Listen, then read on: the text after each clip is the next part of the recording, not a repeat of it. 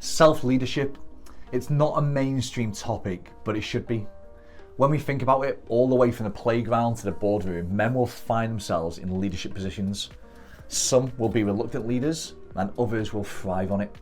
But one thing is for sure, if you fail to lead yourself, if you don't choose to lead yourself well, you will fall down or fail in key areas of your life. And it's easy to understand how well you're leading yourself. Effective self-leaders will be showing up, they'll be progressing and moving forward all the key areas of their lives. And equally so, those that aren't particularly well-versed at leading themselves will find that there'll be aspects of their lives that are regressing and diminishing. And usually for men, those that fail to lead themselves well, these areas tend to be their relationships, their friendships, and their health. To give this some context, I'll share with you a little bit of my personal experience. After the birth of my first child, I struggled with the responsibilities, the kind of shift in the relationship dynamic, and the lack of freedom and flexibility that I felt I had. And during this time, I did the typical guy thing. I ignored the warning signs, and without realizing it, I went from being a real good quality, effective leader to being somebody that was failing to lead myself well. And my actions, or my lack of actions, nearly cost me everything I'd worked for, including my marriage.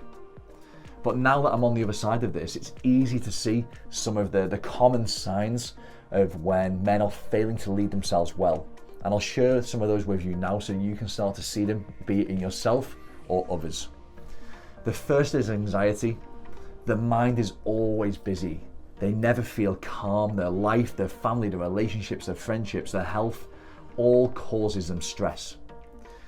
The second is pressure. They're always rushing, they're always juggling, and even though they recognize that they aren't winning, they just don't know where to start. The third is isolation.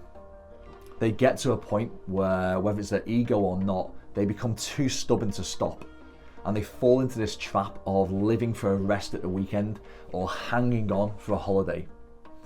And I recognize there'll be potentially men listening or watching this now that will recognize that they're winning in professional aspects of their lives, but falling short or struggling in their personal.